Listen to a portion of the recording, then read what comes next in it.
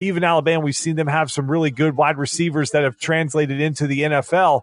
But now with having Tua at quarterback and that threat and what they bring from an explosive offense matched with that defense, that's where I just think that it's not going to just be as easy now for a team like a Clemson that has a terrific quarterback where he can just come out and dominate and keep them in a shootout type game, where now Alabama's just got the offensive firepower to say, like, okay, we feel like we can score on every possession and our defense can get the critical stops. So I just think this Alabama team, Eric, I think it's not only the best team of Saban's there, but I just don't see anybody that's capable of touching them this year right now. So let's swing it over to the NBA, the Los Angeles Lakers. We talked about this team, that the drama, it was always going to be coming out of LA. It was going to probably be a topic on this show every single week because it was going to be something to talk about. Now it's the fact that Magic Johnson has had a meeting with head coach Luke Walton to show his frustration with this team. Of course, that leads to speculation about Luke Walton's future. It also leads to speculation of where is this coming from? Is this a Magic Johnson, Rob Pelinka issue? Is LeBron upset? Is it the veteran leadership on this Laker team that went to Magic to get this fixed? So, Eric, let me ask you, is Magic Johnson right to call Luke Walton into a meeting this early in the season and sort of put the pressure to him? Really hard to say. It's hard to answer that. I think that one of the disturbing trends, though, whether it's the NFL or the NBA, is just how early we look at some of these things. I mean, you've got Cleveland getting rid of Tyronn Lue 6 games into a season. I'm not really sure how you go through training camps and preseason, and then you've got, everything that you put into preparing your coaching staff and everything going into the first game of the year.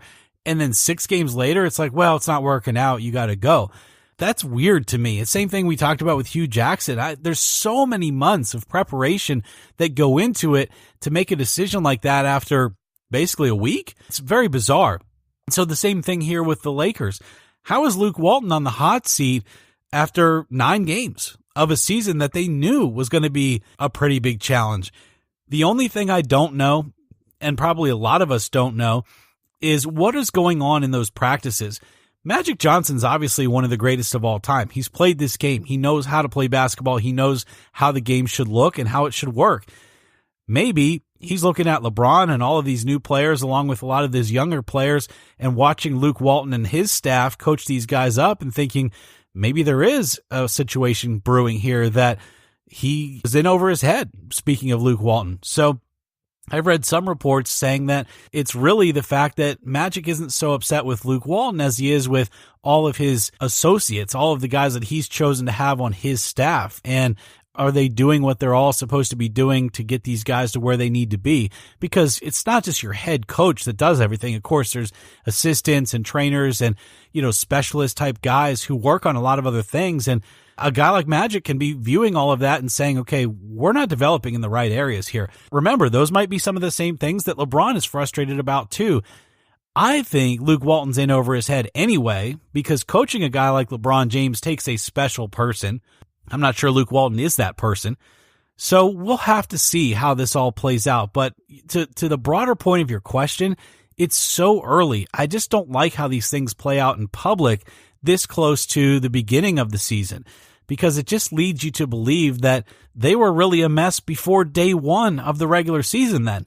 This isn't something that just happens in the first week or two. Tyronn Lue, again, was fired after 6 games. That's not just some sort of eureka moment that happens after the 6th game. There was problems before that. So why go into a season with a guy that's only going to last 6 games? Why go into a season with Luke Walton if he's not your guy? You had to have known that. Well, I have a big problem with Magic going after Luke Walton this early. And I'll tell you, this situation to me differs from what happened with Tyronn Lue, because that seems to be from the fact that the Cavaliers front office wants all the young guys to play. And Tyronn Lue's trying to win basketball games, so he's trying to play some of the veterans. And you saw once Tyronn Lue was removed, the front office basically started to talk to J.R. Smith about, you really don't have a role here right now, that they want to play the younger guys. And again, what we talked about with the Raiders, that the Cavaliers are really not interested in winning basketball games so much as they're worried about getting a top pick and trying to expedite their rebuild process. But I look at this situation and I think Magic Johnson should look in the mirror at the roster he's put together. For one, you have this mix of super young guys and then this whole cast of veteran guys. And it's going to take more than 7 or 8 games to get rotations figured out, especially when you've had guys like Brandon Ingram suspended for 4 games. Rondo was suspended. You're trying to work Lonzo Ball back in from his offseason injuries, get him back into basketball shape, try to figure out how a guy like him who needs the ball in his hand is going to play with a guy like LeBron who needs the ball in his hand. And the fact that you really don't have that great of 3-point shooting on this team, and you're not playing any defense at this point. So I think Magic is wrong because he went out and signed a bunch of guys that is just basically a ragtag bunch. That it's like, how are you going to fit all this stuff together and make it fit in the first 7 or 8 games of the season when you don't have your full team together? So I know that there was frustration that seemed to be reported of the rotations, but again, I think that's part of the suspensions and trying to figure out some of these young guys. And this is the time where you want to be figuring out who are your go-to rotations, especially when you get to the fourth quarter. What's your best unit when it comes to guys that can play defense, can switch everything, and gives you the best chance offensively to win games so you're not just so reliant on LeBron to do everything. So I think for Magic, this was way, way too early. But I think the writing is on the wall, and we've seen this on every team LeBron has been on except for Miami. When Pat Riley said, nope, Eric Spoelstra's my guy. I don't want to hear anything about it. Just play basketball. You saw that it worked out the best for LeBron. In all his other stops, he seemed to have some kind of meddling in the coaching and trying to get a LeBron guy in. And I kind of have this feeling, Eric, that that's going to happen again, where Luke Walton's not going to be the coach of this team the entire time that LeBron is there, that they're eventually going to bring in someone that's a LeBron guy. Who that is, I don't know, but I just feel like the writing is on the wall at this point for Luke Walton. Just out of curiosity, have you heard anything in the news about LeBron being involved in this at all? Because I actually haven't, but I know he's had a hand in things with all of the coaching decisions, pretty much, like you said, his whole career except for Miami. But it's been pretty quiet as far as anything I've seen, and it looks like this is really coming down from Magic Johnson. But I don't really know what the situation is. No, I don't think Luke Walton's going to coach all 4 years that LeBron's there, but I'm not sure LeBron is the catalyst for this unless we're just not hearing about it. No, I haven't heard anything specific. It's more of speculative. It's more of, it seems to be, okay, you kind of putting 1 + 1 together to get to 2, where LeBron is frustrated with this team. You saw him each time that they lose, and some of the things about running out of patience. We talked about those quotes last week for this team, and his frustration with just the younger guys and the mistakes.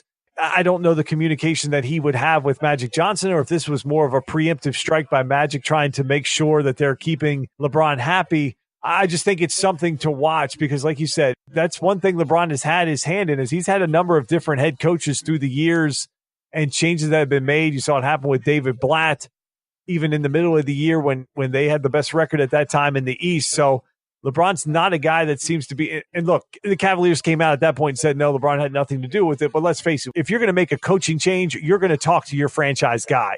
If it's something that he's good with, you're not going to just get rid of a guy that is close to LeBron. You would make a move if he's frustrated. So I think it's just something to watch at this point and just keep an eye on of how that's going to play out, because it doesn't appear, even dating back to last year with LeVar's comments on Luke Walton, it didn't really feel like anybody but Jeannie Buss really had Luke Walton's back at that point. So it'll be interesting to see the support that LeBron gets from this Laker team in their front office. Hey, Justin, I know who should coach this Los Angeles Lakers team. How about Brian Windhorst?